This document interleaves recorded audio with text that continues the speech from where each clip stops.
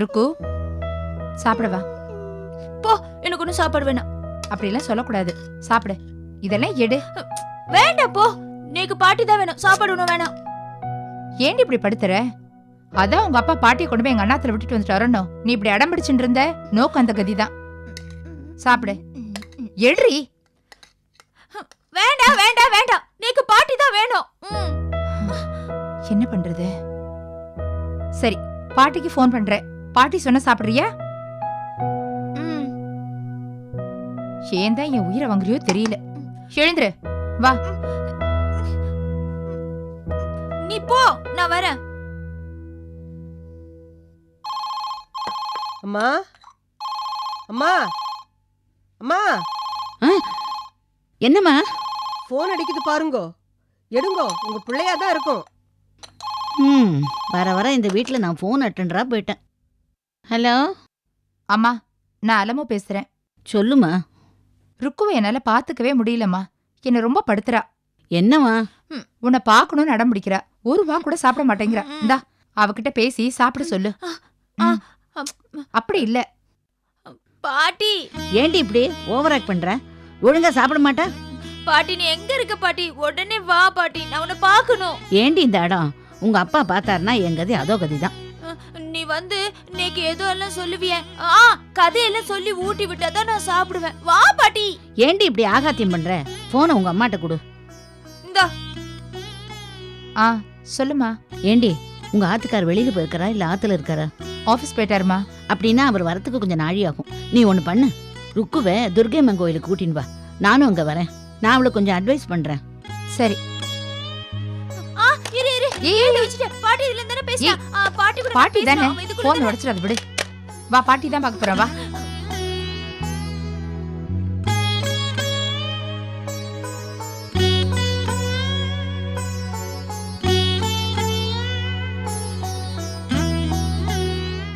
என்னம்மா, யார் போன்ல? அலமுதான் போன்ல பேசினா. ருக்கு என்ன பார்க்கணும்னு அடம் பிடிக்கிறாளாம். சாப்பிடவே மாட்டேங்கிறாளாம். பாவம் அலமு ஒத்தையில அவதிப்பட்டு இருக்கா. ருக்கு கோயிலுக்கு கூட்டின்னு வர சொன்னேன். நான் போய் அவளை பார்த்துட்டு வந்துடுறேன். நானும் வரேன். பத்மஜா. ஆமாம்மா, நானும் ருக்குவை பார்த்து ரொம்ப நாளா எடுத்து என் பொண்ணுக்கு ரத்தம் கொடுத்து காப்பாத்தினவ. இன்னைக்கு அவ இந்த நிலைமையில இருக்கா. அவளை நான் பார்க்கலன்னா ரொம்ப தப்பு.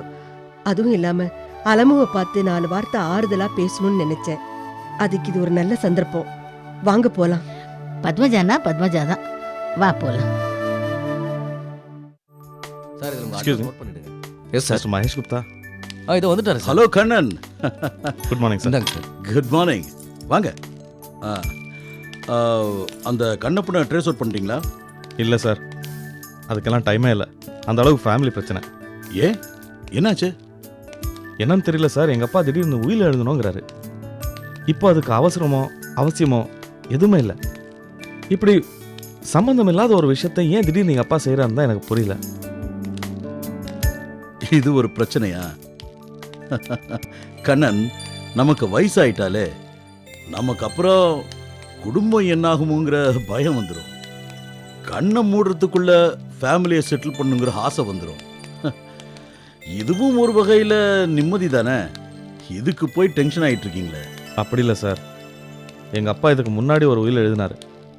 ரொம்ப பாரபட்சமாக எழுதுனதுனால நாங்கள் அண்ணன் தம்பிகளுக்குள்ள பிரச்சனை வந்துருச்சு. இப்போ தான் ஒரு அளவுக்கு சுமூகமாக போயிட்டுருக்கு. இந்த நேரம் பார்த்து என்னமோ நினச்சாப்புல உங்ககிட்ட அப்பாயின்மெண்ட் வாங்கிட்டு வர சொல்கிறாரு. என்னன்னே தெரியல சார். இப்போல்லாம் எங்கள் அப்பாவோட நடத்தையே ரொம்ப வினோதமாக இருக்குது. உங்கள் அப்பா கிட்ட நேரடியாக பேசினா அவர் மனசுக்குள்ள என்ன இருக்குன்னு தெரிஞ்சுக்கலாம். ஓகே, நாளைக்கு எனக்கு ஒரு முக்கியமான கேஸ் ஹியரிங்க்கு வருது. நாளன்னைக்கு உங்கள் அப்பாவை கூட்டிகிட்டு வாங்க, நாம் அவர்கிட்ட பேசலாம். சரி சார், வாங்க.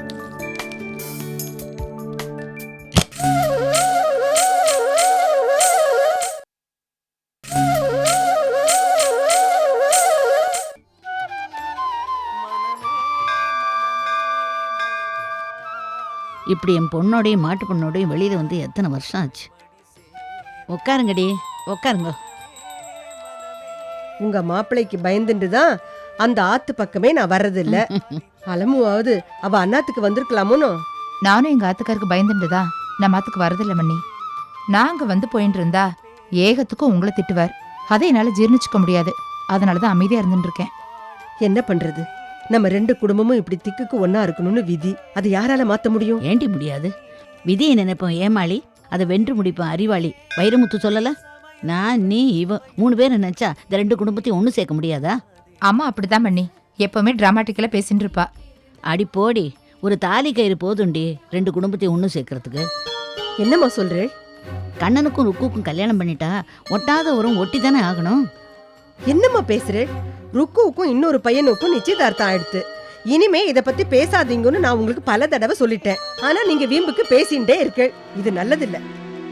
அம்மா, நானும் உன்னிட்ட பல தடவை சொல்லிட்டு அந்த பேச்சை எடுக்காதன்னுட்டு. தயவு செஞ்சு இந்த பேச்சை இத்தோட விட்டுடு. நானும் பல தடவை சொல்லிட்டேன், அந்த அரவிந்த் படு அயோக்கியன்னு. உன் புருஷன் பேச்சை நம்பி நீ அவனுக்கு ஜாலரா போட்டு இருக்க. அவன் நம்ம குடும்பத்தை எங்க கொண்டு போய் நிறுத்த போறானோ தெரியல. அதுவும் இல்லாம ருக்குக்கு அவனை சுத்தமா பிடிக்கல. பிடிக்காமல நிச்சயதார்த்தத்துக்கு ஒத்துண்டா? அதெல்லாம் ஒரு டிராமாடி. கண்ணனையே உனக்கு கட்டி வைக்கிறேன்னு சொல்லி ருக்கு கிட்ட பழக ஆரம்பிச்சான். அப்படியே நிச்சயதார்த்தம் வரைக்கும் கொண்டு வந்துட்டான். உங்ககிட்ட ஒரு முகத்தையும் ருக்கு கிட்ட ஒரு முகத்தையும் காட்டி எல்லாரையும் ஏமாத்தி இருக்கான். அவன் பெரிய ஃப்ராடுடி. ராஜா ஜெயிலுக்கு போன கேஸ்ல அவனுக்கு வேண்டப்பட்டவ யாரோ சம்பந்தப்பட்டிருக்கா. அது உங்களுக்கு தெரியுமா? அது விஷயமா ருக்குக்கு ஏதோ க்ளூ கிடைச்சிருக்குன்னு தெரிஞ்ச உடனே அவளை கிட்னாப் பண்ணி எங்கோ அடைச்சு வச்சிருக்கான் இந்த சண்டால. அந்த பழிய கண்ண மேல சுமத்தி உங்க ஆத்துக்கார் கோபத்தையும் கிளப்பி விட்டுருக்கான். எமக்காதகன். அவனை போய் மாப்பிள்ளைன்னு அழிச்சுட்டு இருக்கியே. என்னம்மா இது? புது புது கதையா சொல்றே? புது புது கதையெல்லாம் இல்லடி, ஒரு சந்தர்ப்பத்துக்காக காத்துட்டு இருந்தேன். இப்ப அமைஞ்சது, சொல்லிட்டேன். இன்னொரு விஷயம் உங்ககிட்ட சொல்லலையே, உங்க ஆத்துக்காரர்கிட்ட பத்மநாபன் 2 லட்சம் கடன் வாங்கினார்ல, அந்த பத்திரத்தை வச்சு அவர் என்னென்ன பண்ணிருப்பார் தெரியுமா? அதெல்லாம் ருக்கு தான் தடுத்து நிறுத்தான். தெரியுமா உங்களுக்கு? என்னம்மா இது? நீங்க தான் அந்த பத்திரத்தை எடுத்ததா உங்க மாப்பிள்ள கோச்சுண்டார். அதனாலதானே நம்ம ஆத்துல கொண்டு வந்து உங்களை விட்டுட்டு போனார். கிடையாதுரி, அந்த பத்திரத்தை எடுத்து கண்ணங்கிட்ட கொடுத்ததே உன் பொண்ணு ருக்கு தாண்டி அலமும். என்னடி முழிக்கிற? உன் டிராமாவை கொஞ்சம் ஒத்தி வை. பேச வேண்டிய நேரத்துல பேசிட்டு வந்தோம். மாமி, ருக்கு, நீங்கெல்லாம் நினைக்கிற மாதிரி நீக்கு ஒன்னும் பைத்தியம் இல்ல. என்னடி சொல்ற? ஆமாம்மா, நான் எப்பவும் போல நார்மலா தான் இருக்கேன். ஏண்டி ஏண்டி இதெல்லாம் என்னட்ட மறைச்ச? பெருமாளே, இதெல்லாம் உண்மையா? உண்மைதாம்மா. அந்த அரவிந்த் என்ன கடத்தினது உண்மைதான். அது எப்படி தெரியுமா?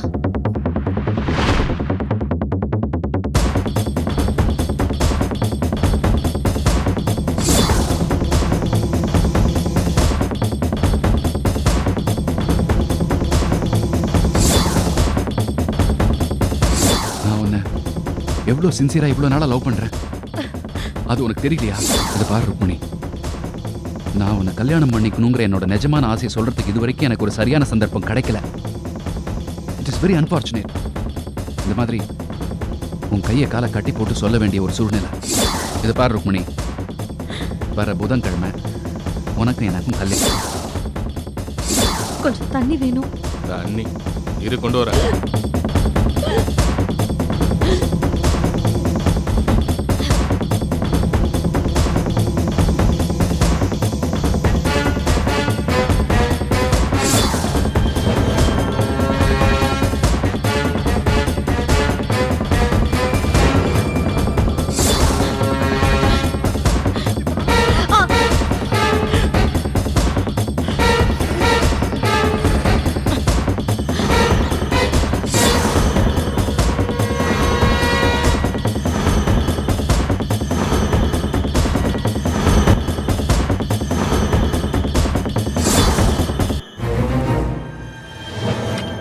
இதுதான் நடந்தது.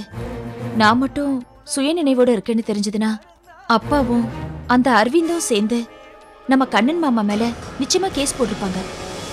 அது மட்டும் இல்லாம அந்த அரவிந்த என்னால ஃபாலோ பண்ணிருக்க முடியாது. எல்லாமே வீணா போயிருக்கும். இப்ப நான் போட்டிருக்கிற இந்த பைத்தியம் விஷயத்தினால அரவிந்தோட சுயரூபம் என்னன்னு நான் முழுசா தெரிஞ்சுக்கிட்டேன். கூடிய சீக்கிரம் அரவிந்த பத்தி உங்க எல்லாருக்கும் நிரூபிச்சு காட்டுவேன். அது வரைக்கும் நான் இந்த விஷயத்துல தான் இருந்தாகணும். இது நம்ம 2 பேர் குடும்பத்தோட சந்தோஷத்துக்காக மட்டும் இல்ல,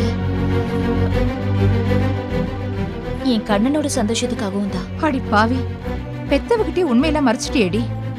உன்னை இந்த நிலைமைக்கு கொண்டு வந்தது அந்த கண்ணன் தானே நினைச்சுண்டு அவனை சபிச்சுட்டு இருந்தேனே.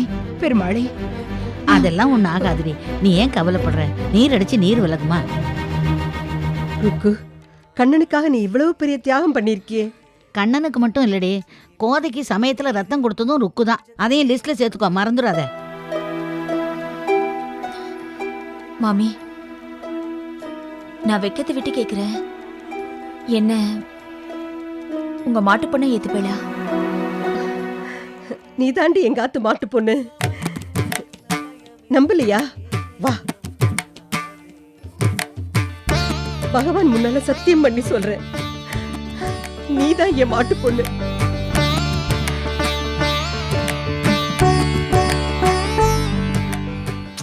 இத்தனை நாள் இந்த அரவிந்த மாப்பிள்ளைய நினைச்சு பாவிச்சுட்டு இருந்தேனே.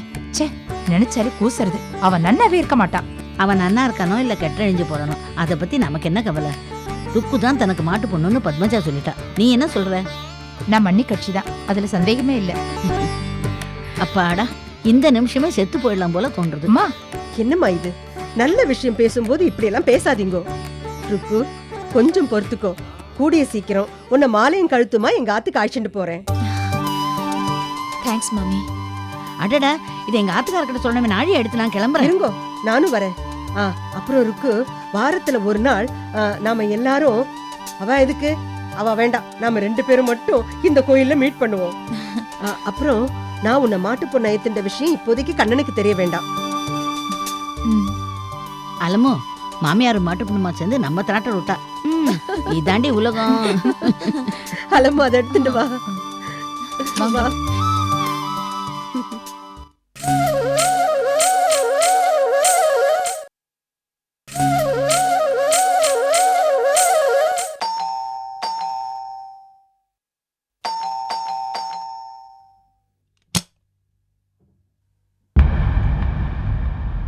உங்களுக்கு தான் இங்க வர வேண்டாம்னு சொன்னல.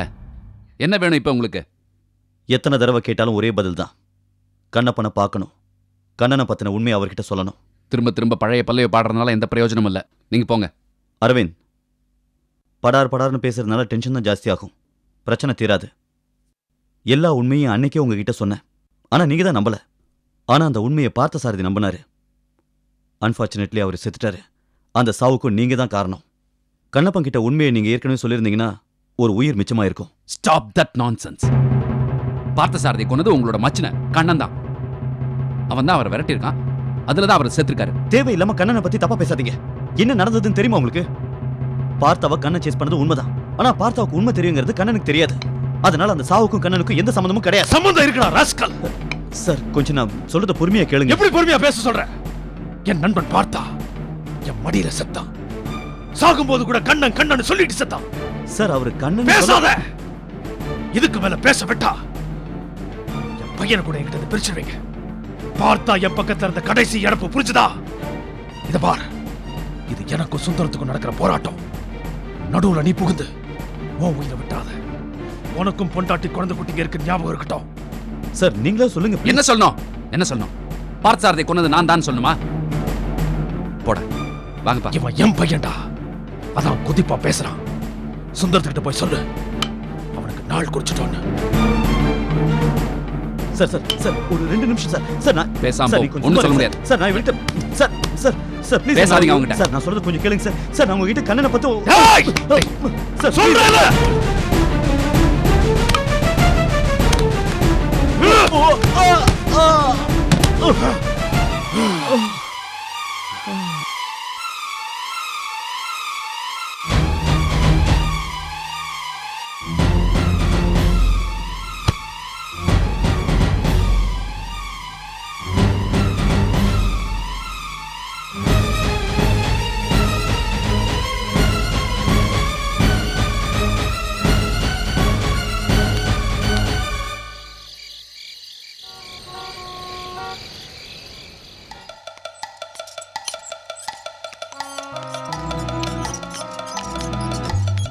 சார், என்னாச்சு? என்ன ப்ராப்ளம்? ஒண்ணுல சார், இவன் எனக்கு தெரிஞ்ச பையன்.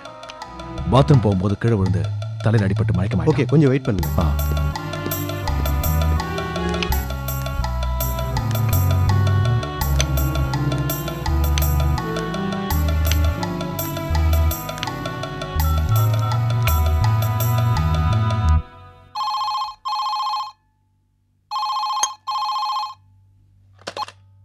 ஹலோ. சுந்தரம் இருக்காரா? இருக்காரு. நீங்க யாரு? நாங்க இந்தியன் ஹாஸ்பிட்டல்ல இருந்து பேசுறோம். கூப்பிட முடியுமா? ஹாஸ்பிட்டல்ல இருந்தா என்ன விஷயம்? அது அவர்கிட்ட தான் சொல்ல முடியும். ஒரு நிமிஷம் கொடுங்கப்பா. ஹலோ சுந்தரம், நான் கண்ணப்பா பேசுறேன். என்ன விஷயம்? உன் மாப்பிள்ள ராஜா ஹாஸ்பிட்டல்ல இருக்கா. என்னாச்சு? பதறாத, அவன் உயிருக்கு எந்த ஆபத்தும் இல்லை. இன்னும் கொஞ்ச நேரத்துல மயக்கம் தெளிஞ்சிருவான். கூட்டிட்டு போயிடு.